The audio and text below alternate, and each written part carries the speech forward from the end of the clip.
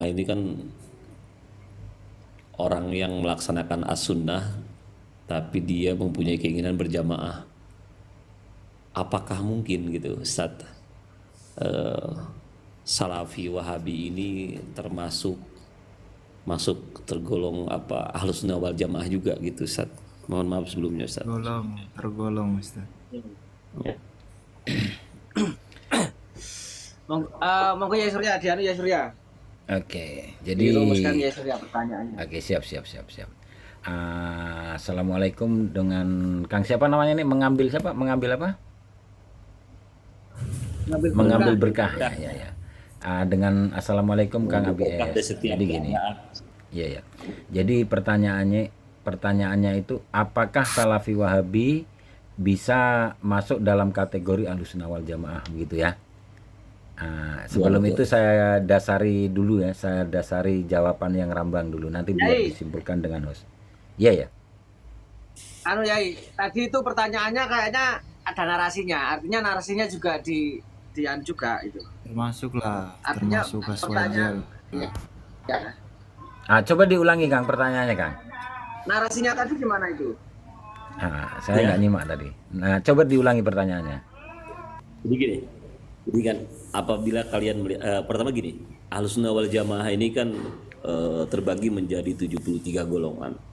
Apa kalau Islam itu terbagi menjadi 73 golongan. Yang benar satu yaitu As-Sunnah ditambah oleh Wal hadis mungkin al-jamaah, jadi Ahlussunnah wal Jamaah. Nah, saya bertanya tentang bagaimana sikap kita menjadi Ahlussunnah wal Jamaah dan menilai siapa kelompok siapa saja yang menjadi Ahlussunnah wal Jamaah itu kan. Nah, Oke. apakah Salafi Wahabi bisa menjadi bagian Ahlussunnah wal Jamaah juga atau bagaimana nih? Bagaimana menjadi Ahlussunnah wal Jamaah dan bagaimana tidak gitu lah. Saya gitu seperti itu. Siap. Kasih banyak Ustaz. Oke, jadi begini ya.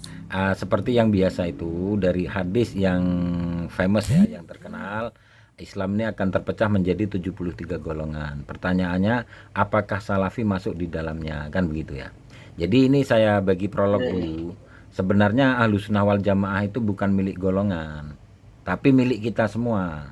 Dengan satu catatan, ia mau mengikuti ril-ril yang sudah ada dirumuskan oleh para ulama. Sebenarnya ya Wahabi Salafin itu hanya sebatas nama ya. Tapi kalau seandainya siapa saja yang mengikuti ril yang nanti akan dibacakan oleh kiai kita, itu mereka tergolong Ahlussunnah wal Jamaah.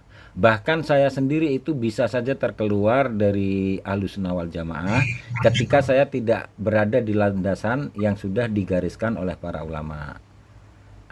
Gitu dulu ya. Contohnya? Nanti biar Contohnya apa saja? Contohnya ya seperti ciri-ciri Ahlussunnah wal Jamaah itu kan akidah-akidah yang sudah digariskan, yaitu sama ada mengikuti Asy'ariyah atau Maturidiyah. Ini contoh kecil ya, nanti sebenarnya banyak garisnya. Seandainya kita sudah berada di akidah yang seperti itu tapi akhlak kita tidak mencerminkan aswaja pun kita bisa terkeluar juga sebenarnya. Nanti itu biar disimpulkan dengan hostnya. Itu contoh kecil ya. Gitu dulu ya.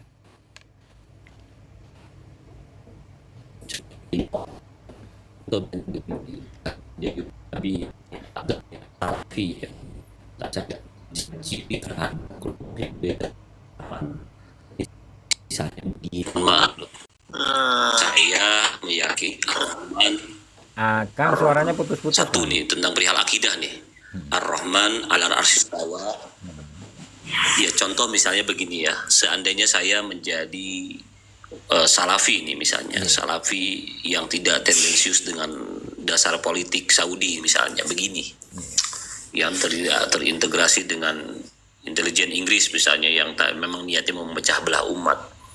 Saya punya pola pikir misalnya begini, saya mengikuti pendapat Ar-Rahman 'alal arsy istawa tapi meyakini juga bahwa Allah ini mukhalafatul hawadisi misalnya. Pertama itu. Yang kedua, saya tidak ikut tahlil tapi menjalankan apa-apa yang diinginkan oleh oleh Nahdlatul Ulama, misalnya sedekahnya saya jalankan, dikir bersama dengan keluarganya saya jalankan, tapi tanpa mengundang orang lain. Tapi saya juga tidak mencaci mereka, tidak mengikuti tahlil, tapi tidak mencaci, tidak menyalahkan mereka gitu, mengambil hikmahnya gitu. Saya tidak mengatakan syirik kepada yang ziarah kubur, misalnya seperti itu ya. Tapi saya juga tidak mengikuti cara mereka ziarah misalnya. Tapi sesekali saya juga mengetahui detail apa manfaat ziarah gitu. Artinya perbedaan ini seandainya diambil hikmah dari perbedaan ini, apakah itu salah satu cara untuk mempersatukan umat gitu? Begitu Ustaz. Begini ya Kang. Tentang ziarah kubur, tahlilan dan maulidan itu kan furuk dari usulnya Kang. Itu bukan, sebenarnya kalau sampean tidak melakukan tahlilan, tidak melakukan maulidan, itu ya masih bisa diakui Ahlussunnah wal Jamaah dengan catatan sampean tidak menyalah-nyalahkan mereka yang tahlilan. Kan seperti itu. Karena apa? Mereka yang tahlilan itu ada dasarnya dengan dalil-dalil, entah itu dari hadis atau dari kalam ulama. Kan seperti gini, Ustaz. Adapun tentang sampean beritikad ar-Rahmanu 'alal arsy-istawa, itu begini ya.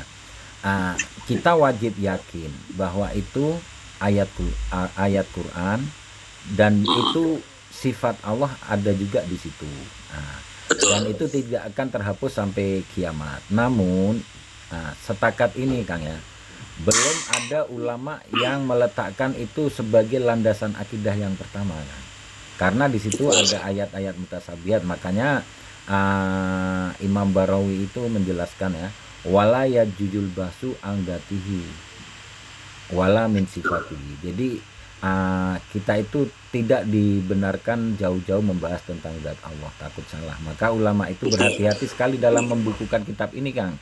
Sebab itu Asy'ariyah Maturidiyah mengambil yang aman, yaitu kita mengenal dari sifat-sifat yang 20 dulu. Adapun ar-Rahmanu 'alal arsy-istawa, kita tidak menolak ya, kita tidak menolak. Kita yakin itu kalam Allah dan kita yakin itu sifat Allah. Tapi kita tidak berani mengartikan lebih-lebih karena sesuai pesan para ulama. Untuk lebih hebatnya nanti biar host yang menjawab ya. Itu ya host ya. Iya. Sebetulnya gini Ustaz, saya terus terang Ustaz, memang saya berpikir bagaimana caranya perbedaan ini menjadi rahmat tapi tidak keluar daripada syariat dan tidak keluar daripada akidah gitu kan Ustaz. Artinya saya selalu, karena memang di lingkungan saya juga kan memang ada orang-orang yang tidak melakukan sebagaimana ritual-ritual Nahdlatul Ulama, tapi saya juga edukasi kepada mereka, seumpamanya tidak menjalankan, tapi jangan mencaci, jangan mengatakan bid'ah, karena bid'ah pemahaman kalian ini berbeda dengan pemahaman kami gitu kan. Karena kami bid'ah ini ada dua, sedangkan kalian ini, jadi intinya saya selalu mengedukasi, menutup celah iblis untuk memecah belah umat gitu Ustaz. Ya, menutup celah iblis, karena gini Ustaz, saya yakin ini perbedaan ini dibangun atas dasar jah dan mal. Kalau yang tidak bisa diajak diskusi gitu. Pada awalnya, cuman ini terpengaruh terhadap orang-orang awam di bawah. Mereka taklid buta, mereka ikut-ikutan aja, jadinya salah paham gitu. Harapan saya, karena manhaj salaf ini pemahamannya lebih luas, literasinya lebih kuat, tolong edukasi dengan bijaksana, karena saya yakin tidak semuanya salafi mereka terintegrasi dengan pemahaman yang memang basically pengen menghancurkan umat sebetulnya gitu. Tapi ada juga salafi itu mereka ikut-ikutan dan memang punya niatan pengen memurnikan tauhid gitu kan. Begitu Ustaz. Jadi harapan kami khususnya kepada room ini, mudah-mudahan Allah redoin ini. Saya berharap semua aliran Islam berbeda tapi tidak keluar akidah dan tidak keluar syariat, itu aja Ustaz. Siap. Jadi begini ya. untuk mengacu perpecahan, mengurangkan itu kan kita hanya bisa berusaha ya. Namun Betul. hasilnya itu ya kita tidak bisa menentukan. Nanti kita coba minta pendapatnya Kang ABS TV ini. Tapi sebelum itu ya saya tegaskan lagi ya bahwa yang furuk-furuk ini sebenarnya kita tidak perlu dimasalahkan terlalu berat. Semisalkannya tentang kunut, tahlil, karena itu belum sampai ke tahap syirik, tidak Jadi sampai gini, ke tahap Ustaz. syirik. Bahkan Kalau yang mengatakan furuk, haram saja itu tidak ada dari memang kalam ulama salaf ya. Kita cek kalam ulama salaf, orang yang ziarah jadi gini, kubur itu ya. malah mereka menjadi amalan. Monggo monggo. Jadi begini Ustaz, pemahaman orang bawah yang memang dangkal pemahamannya ziarah kubur itu dianggap syirik karena memang kelihatan dohirnya seakan-akan menyembah kuburan, begitu.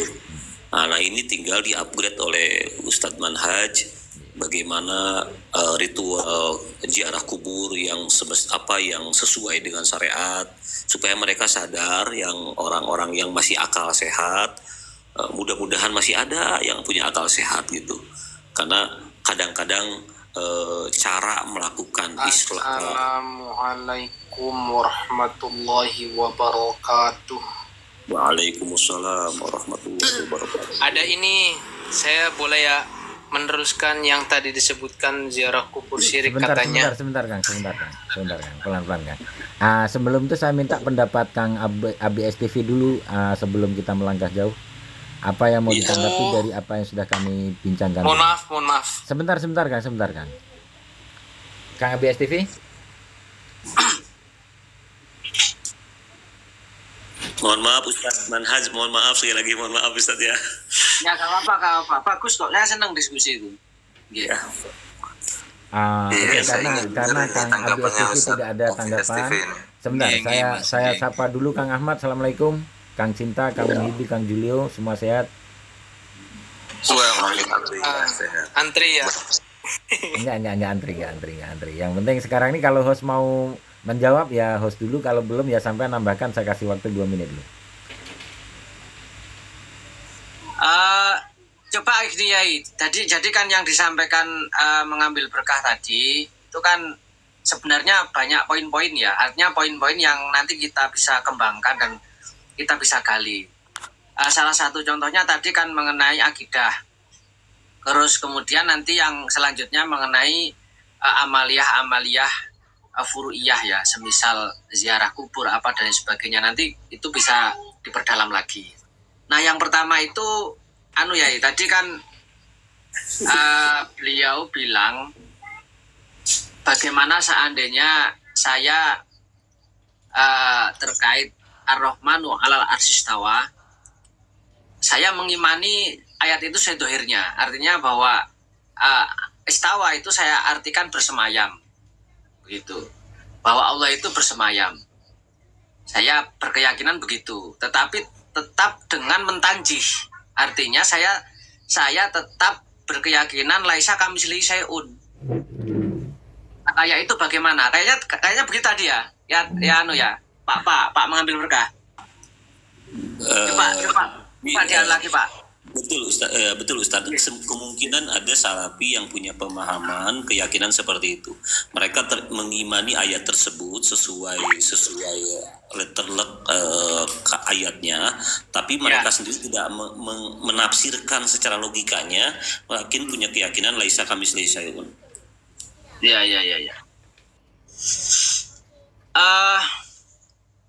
Berarti benar nggih, artinya bahwa bagaimana seandainya ada orang itu mengisbat sifat-sifat Allah sesuai dohirnya ayat pada ayat-ayat mutasabihat, akan tetapi di sisi lain orang itu selain mengisbat juga mentanjih.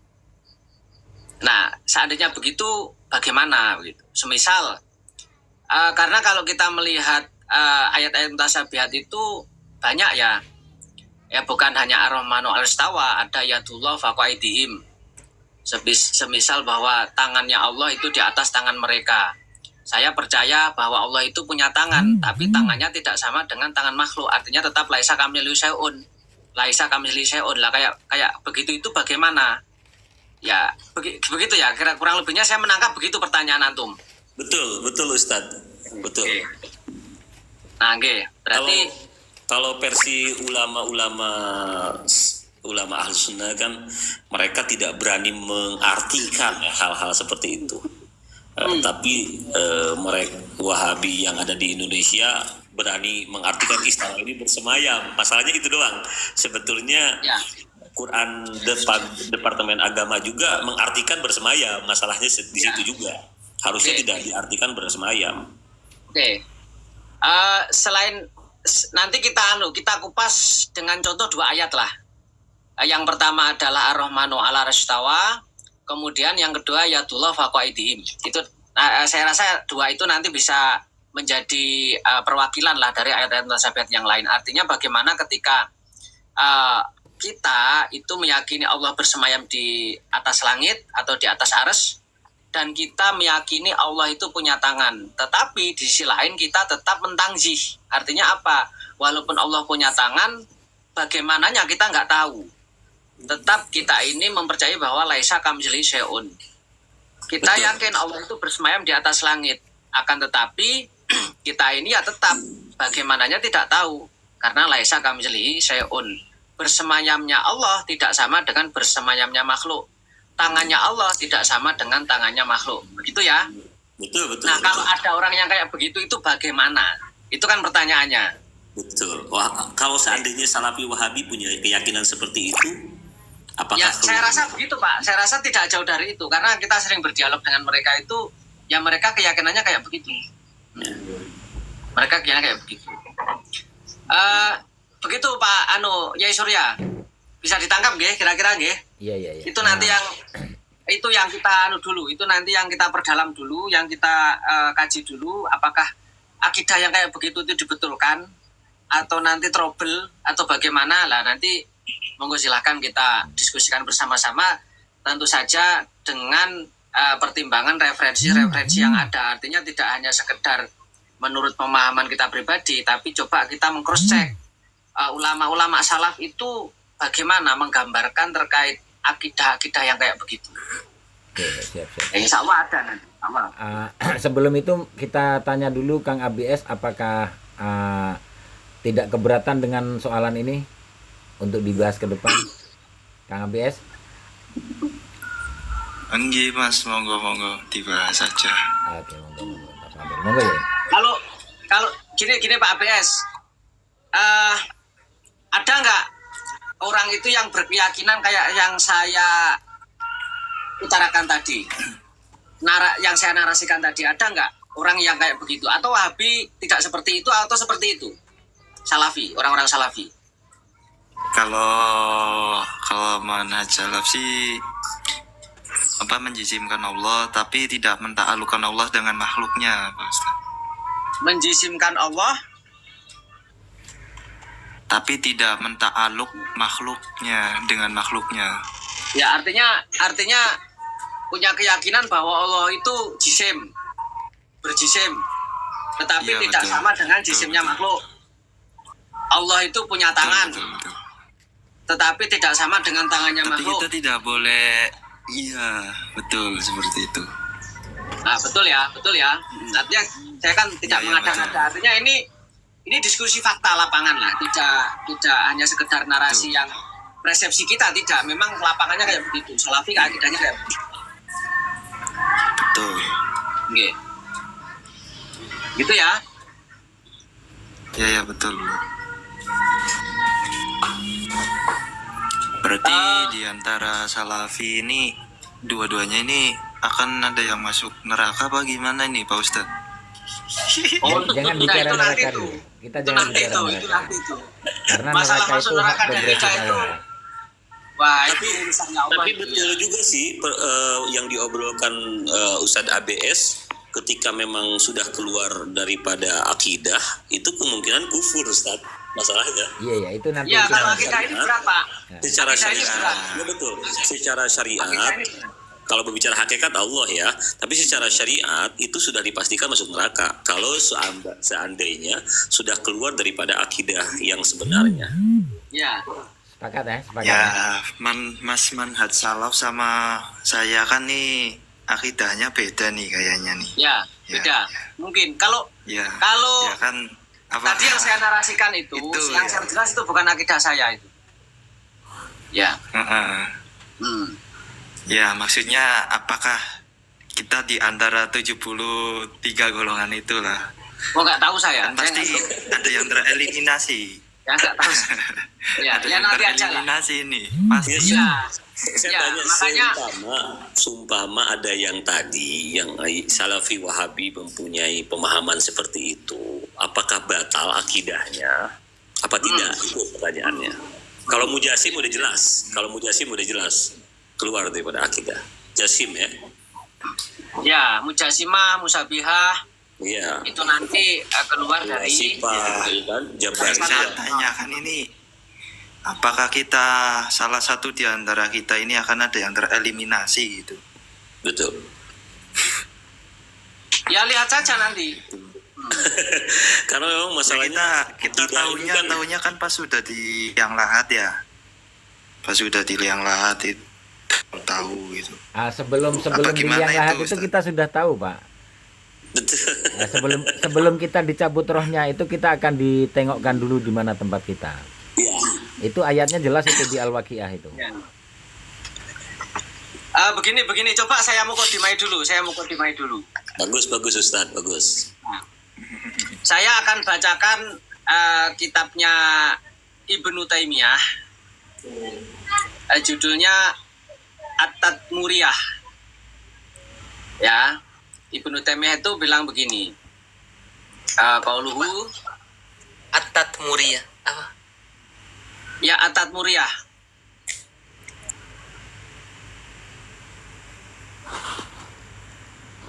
Bisa diketik nggak?